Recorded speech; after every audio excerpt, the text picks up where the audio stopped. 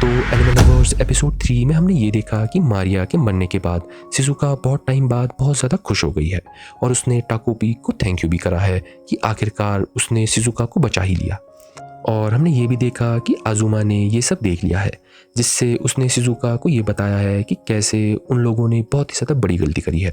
पर हमें ये भी दिखता है कि शिज़ुका की मासूमियत के आगे आजुमा भी हार मान जाता है और उसकी इन सब कामों में मदद करने के लिए तैयार हो जाता है। और हमें ये दिखता है कि उन तीनों ने मिलकर मारिया की बॉडी को टाकोपी के हैप्पी गैजेट में छुपाकर उसी जंगल के अंदर दफना दिया है। और आजुमा ने सबको एक नया प्लान बताया है कि कैसे वो लोग उनके समर ब्रेक में उससे आगे का काम करेंगे। और हमने ये भी देखा कि आजुमा ने टाकोपी को मारिया बनकर उसके घर में भेजा है ताकि किसी को उन पर ज़्यादा शक ना हो कि मारिया अचानक से गायब कहाँ हो गई। और आखिर में हमने ये भी देखा कि कैसे आजुमा खुद भी अपने अंदर बहुत सारे स्ट्रगल्स झेल रहा है, क्योंकि उसे ये लगता है कि उसके बड़े भाई की वजह से सब लोगों ने उस पर बहुत ही ज़्यादा होप्स डाल दिए हैं जिसे वो पूरा नहीं कर पा रहा है। और उसकी मॉम खुद उसे बार बार उसके बड़े भाई से कंपेयर कर कर उसे और भी ज़्यादा दर्द दे रही है। और आखिरी में हमने ये देखा कि कैसे टाकोपी को सब अच्छा लग रहा था जब तक उसे ये नहीं पता चला कि मारिया की ज़िंदगी में कुछ अच्छा नहीं चल रहा है। उसके पापा और उसकी मम्मी बहुत ज़्यादा लड़ते हैं, जिससे उसकी मम्मी उस पर अपना सारा गुस्सा निकालती थी। पर अब उसकी मम्मी को भी उस पर शक हो गया है कि वो उसकी बच्ची नहीं है। और टाकोपी को भी ये रियलाइज़ हो गया है कि उसने मारिया के साथ सही नहीं करा। और आखिरी में हमने ये देखा कि कुछ लोगों ने मारिया की डेड बॉडी को ढूंढ लिया है और उसे जंगल से बाहर निकाल दिया है। तो चलिए गाइस हमारे नए एपिसोड की तरफ। तो सीन शुरू होता है और हमें ये दिखता है कि शिज़ुका, टाकोपी और आजुमा अपनी प्लानिंग कि वो मारिया की लाश को कैसे ठिकाने लगाएंगे वो कर कर अपने घर के लिए निकल रहे होते हैं। पर हमें ये साफ साफ दिखता है कि टाकोपी शिज़ुका और आजुमा से कुछ बात करना चाहता है, पर शिज़ुका और आजुमा तो अपनी प्लानिंग की बातों में इतना खो जाते हैं कि वो लोग टाकोपी को उनके सामने ही इग्नोर करने लगते हैं। तभी अचानक से आजुमा उन दोनों को चिल्लाकर ये बताता है कि न्यूज़ में हर जगह मारिया की मौत की खबर पहुंच गई है, क्योंकि मारिया की लाश पुलिस के पास आ चुकी है और वो लोग इसको मर्डर का केस बता रहे हैं। जिससे हमें ये दिखता है कि आजुमा तो एकदम शॉक में चला जाता है और वो ऐसे ही हालत में अपने घर पहुंच जाता है। तभी हमारा सीन शिफ्ट होता है और हमें ये दिखता है कि पुलिस स्कूल में आकर सभी बच्चों को मारिया की मौत की खबर के बारे में बताती है, जिससे वहाँ पर सभी लोग बहुत ही ज़्यादा शॉक हो जाते हैं, खासकर आजुमा। तभी उसी शाम को हमें ये दिखता है कि आजुमा टाकोपी और शिज़ुका को बहुत ही घबराते हुए ये बताता है, सुनो सुनो, हमने अपने सारे फिंगरप्रिंट्स तो मारिया की लाश से सही से हटा दिए थे ना, पर मुझसे एक गलती हो गई है। मुझे ये बिल्कुल भी नहीं पता था कि जंगल में कुछ लोग भी आएंगे, पर हमें डरने की कोई ज़रूरत नहीं है ना। तभी टाकोपी आजुमा को ऐसे देखकर इसे मारिया की बात करने का सही समय समझता है और वो ये कहता है, तुम लोग इस बात से डरो मत, पर मुझे ये तो बताओ कि क्या हमने मारिया की फैमिली के साथ सही करा है? क्या हमें अभी भी उनसे झूठ बोलना चाहिए? क्योंकि हम शायद मारिया को गलत समझ रहे थे। तो क्या हमें सब कुछ मारिया की फैमिली के आगे बता देना चाहिए? और हमें ये दिखता है कि टाकोपी की ये सब बातें सुनकर आजुमा को भी ये हल्का हल्का सही लगने लगता है कि वो लोग सब जाकर कन्फेस कर लें। पर हमें ये दिखता है कि शिज़ुका तो टाकोपी की हर एक बात को इग्नोर करती है और वो आजुमा से बहुत प्यार से ये बोलती है, आजुमा, तुमने ही तो बोला था ना हम लोग वहाँ जाएंगे जहाँ चैपी है, मतलब टोक्यो। तो मुझे तुम पर पूरा भरोसा है कि हम लोग साथ में जाएंगे। और शिज़ुका की ऐसी बातें सुनकर हमें ये साफ साफ दिखता है कि आजुमा का दिल फिर से पिघल गया है और उसके दिल में घंटियां बजने लगी हैं और वो उसे उसकी इस बात पर हाँ बोल देता है। तभी हमारा सीन शिफ्ट हो जाता है और हमें ये दिखता है कि आजुमा तो बहुत ही डरा हुआ अपने आप को और अपने प्लान को देख रहा होता है और वो नए प्लान बनाने की कोशिश करता है। पर तभी वहाँ अचानक से जुन्मा भी आ जाता है, जिसे देखकर आजुमा अपने प्लान को छुपाने की कोशिश करता है। पर उसके ये करने से हमें ये दिखता है कि अचानक से आजुमा का मोबाइल जाकर जुन्मा के पाँव के पास गिर जाता है और आजुमा ऐसा देखकर बहुत ज़्यादा घबराने लगता है और उसकी बहुत फट जाती है। पर जुन्मा तो उसे वो चुपचाप वापस कर देता है, जिससे वो थोड़ा घबराते हुए कमरे से बाहर चले जाता है। पर हमें ये साफ साफ दिखता है कि जुन्मा को आजुमा की ऐसी हालत देखकर कुछ तो अजीब लग रहा है।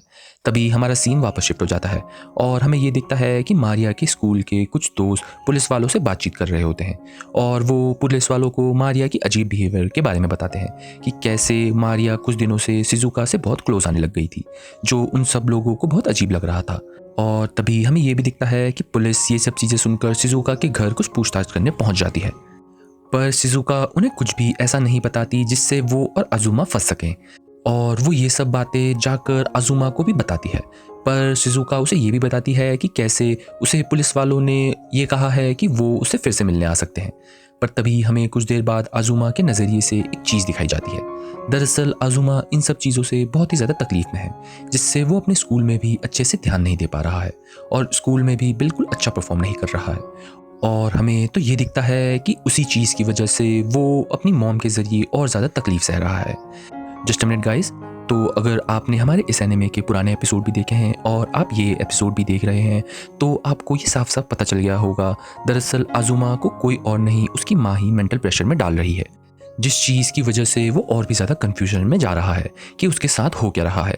क्योंकि हमें इस सीन में ये दिखता है कि अजुमा की मॉम उसे खाना देते वक्त उसे कुछ इस तरीके से बातें करती है, जिससे हमें ये लगता है कि सबके जैसे उसे भी मारिया की मौत की खबर सुनकर थोड़ा डर लगा हुआ है और वो अजुमा को अच्छा खाना देकर उसे पहले के बिहेवियर के लिए माफ़ी मांगना चाहती है। पर हमें ये कुछ ही देर में पता चल जाता है कि ये बिल्कुल भी सच नहीं है, क्योंकि वो अजुमा से ये कहती है, बेटा कोई ना, तुम डरो मत, मैं तुमसे कुछ नहीं कहूँगी।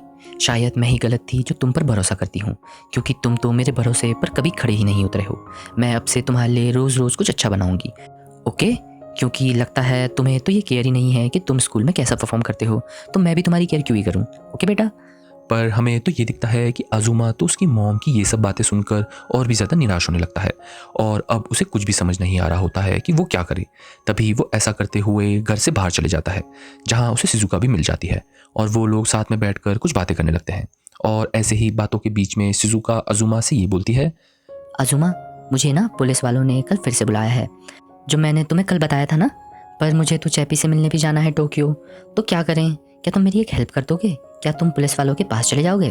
जिसे सुनकर अजुमा एकदम खुश हो जाता है और वो शिजुका को हाँ बोल देता है और उससे ये कहता है, शिजुका तुम टेंशन मत लो, जब तक मैं हूँ तुम मेरे साथ बिल्कुल सेफ हो। और ये सब सुनकर शिजुका उसे बहुत प्यार से थैंक यू बोलती है। पर तभी शिजुका अजुमा से एक और चीज़ कहती है। वो अजुमा को खून से भरा हुआ कैमरा देकर ये बोलती है, अब अजुमा, तुम जा ही रहे हो, तो क्या तुम प्लीज़ ये कैमरा ले जाकर पुलिस वालों को ये बता दोगे कि तुमने ही मारिया का खून करा है? गाइस सच में ये सीन बहुत ही ज़्यादा शॉकिंग है। सोचो, आप एक ऐसे दोस्त हो जिसने एक दोस्त को बचाने के लिए बहुत कुछ करा हो, जबकि आप चाहते तो वो सब ना करते। पर इतना सब कुछ करने के बाद भी जब आपको ये पता चले कि वो दोस्त ये चाहता है कि आप ही उसकी सारी गलतियों का ब्लेम ले लें, आप सोच सकते हैं कितना बड़ा बिट्रेयल वाली फीलिंग होगी ये। और शायद ये सेम फीलिंग अजुमा को भी फील होती है। तभी हमें अचानक से अजुमा का बचपन की बातें दिखाई जाती हैं। हमें ये दिखता है कि जुन्मा, अजुमा और उसकी मॉम पहले बहुत ही ज़्यादा अच्छे से रहते थे और जुन्मा सच में बहुत ज़्यादा समझदार था। उसे दिन भर अजुमा जैसे पढ़ने की कोई ज़रूरत नहीं थी, क्योंकि वो नेचुरली बहुत दिमाग वाला था। पर अजुमा की मॉम उसे और जुन्मा को हमेशा ही कंपेयर करती थी और अजुमा जितनी भी कोशिश कर ले वो जुन्मा जितने मार्क्स अपने स्कूल टाइम में कभी भी नहीं ला पाया। और हमेशा ही ऐसा होता था कि उसका भाई पूरी कंट्री में सबसे पहले आता था हर टेस्ट में और वो हमेशा सेकंड आता था। और अजुमा की मॉम इस चीज़ के लिए हमेशा जुन्मा से ज़्यादा प्यार करती थी और उसे ज़्यादा प्रेशर करती थी। पर ये सब बहुत ही जल्द चेंज हो गया था जब जुन्मा ने खुद के लिए जॉब की सोची, जिससे उसकी मॉम ने तो उसे बहुत मना करा, पर उसने अपनी मॉम की एक भी नहीं सुनी। जिससे अजुमा को एक होप लगी कि अब जब जुन्मा ऐसे बाहर काम करने लग गया है तो क्या पता वो पढ़ाई में भी कमज़ोर हो जाएगा और वो आखिरकार उससे आगे निकल जाएगा। पर उसकी ये उम्मीद ज़्यादा टाइम तक नहीं चली, क्योंकि जुन्मा ने सब करा, दोस्त बनाए, घूमा फिरा, पर तब भी उसकी मॉम ने हमेशा ही जुन्मा को ज़्यादा प्यार करा और अजुमा को हमेशा ही प्रेशर में रखा अच्छे मार्क्स लाने के लिए। और यही सिलसिला चलता रहा।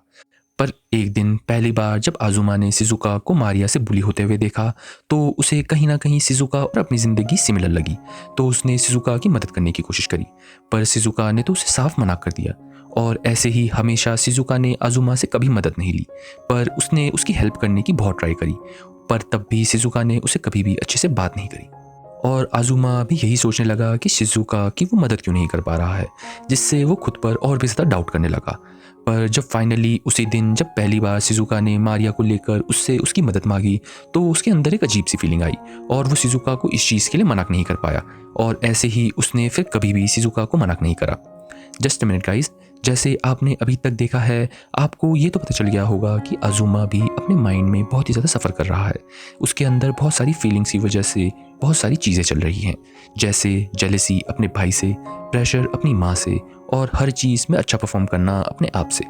तो सोचो, ज़रा सोचो, अगर आप भी ऐसी सिचुएशन में हो और आपका खुद से एकदम भरोसा उठ जाए, पर तभी आपके पास एक ऐसा इंसान आए जिस इंसान को देखकर आपको बहुत दया आती हो, पर वो आपसे कभी भी मदद ना ले और आप अपनी फीलिंग्स को शांत करने की कोशिश करें उसकी मदद कर कर, पर बहुत ट्राई करने के बाद भी आपको नाकामयाबी हासिल हो, क्योंकि कहीं ना कहीं वो आपको अपने जैसी ही बहुत सारी फीलिंग्स के अंदर दबा हुआ लगे। और फाइनली एक दिन जब वो इंसान आपसे आपकी मदद मांगे तो आप क्या करेंगे? हमें कमेंट सेक्शन में ये ज़रूर बताइए कि अगर आप आजुमा की जगह होते तो क्या आप शिजुका की मदद करते? तो चलिए गाइस वापस एपिसोड में। अचानक से हमें ये दिखता है कि शिजुका आजुमा से ये कहती है, आजुमा क्या तुम मेरे लिए बस इतना कर दोगे? मैं हमेशा तुम्हारा वेट करूंगी, आई प्रॉमिस। और जब तक तुम जेल में होगे मैं चैपी को भी ढूंढ लूंगी और हम सब मिलकर साथ में रहेंगे। और ये सब कहकर वो आजुमा को किस करती है और उससे ये बोलती है कि वो ये कर लेगा। पर आजुमा तो इन सब चीज़ों से एकदम शॉक में होता है। तभी हमारा सीन शिफ्ट होता है और हमें ये दिखता है कि आजुमा ऐसे ही फाइनली अपने घर से निकल रहा होता है पुलिस स्टेशन में जाने के लिए। पर तभी उसे जुन्मा बुलाने लगता है, जिससे वो बहुत ही ज़्यादा घबरा जाता है और उसे बहुत बुरे विजन्स दिखने लगते हैं।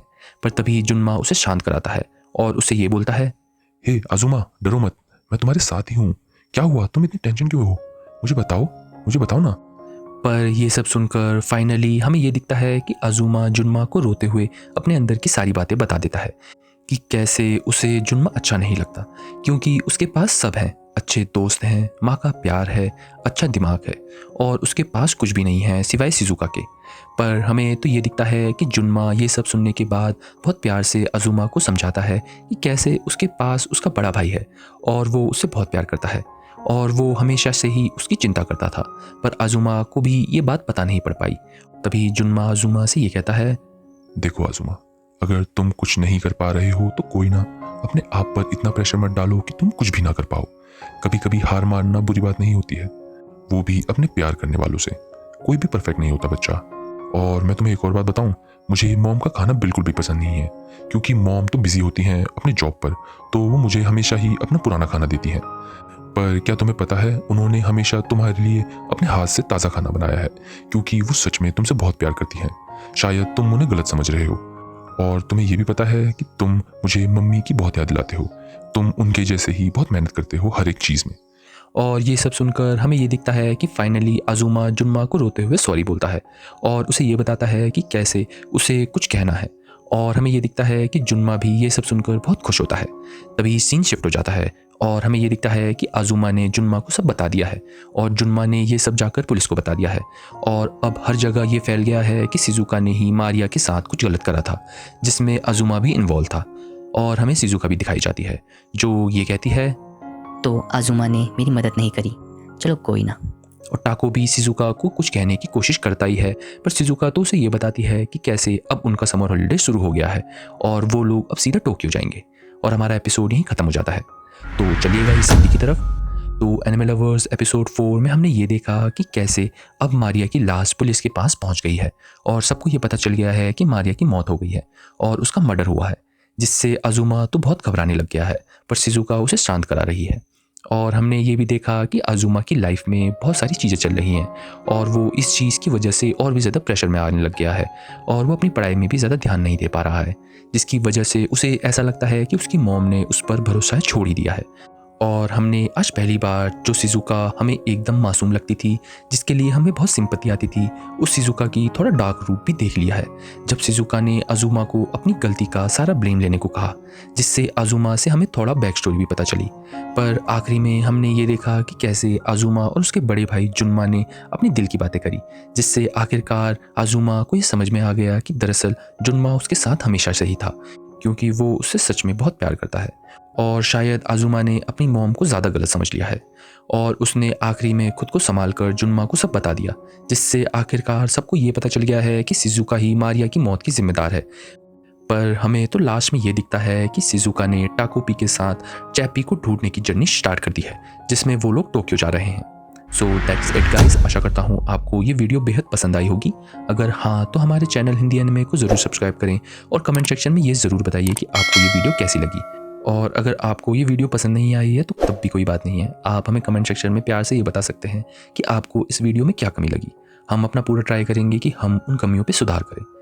एंड गाइस, मैंने हमारे चैनल का नया इंस्टाग्राम हैंडल और फेसबुक हैंडल भी इस चैनल की डिस्क्रिप्शन में और इस वीडियो की डिस्क्रिप्शन में भी डाल दिया है, तो जाइए हमें वहाँ पे भी फॉलो कीजिए और हमारी कम्युनिटी को बड़ा बनाने में मदद करिए। तो मिलते हैं आपसे नेक्स्ट एनिमे रिकैप में, तब तक के लिए बाय बाय।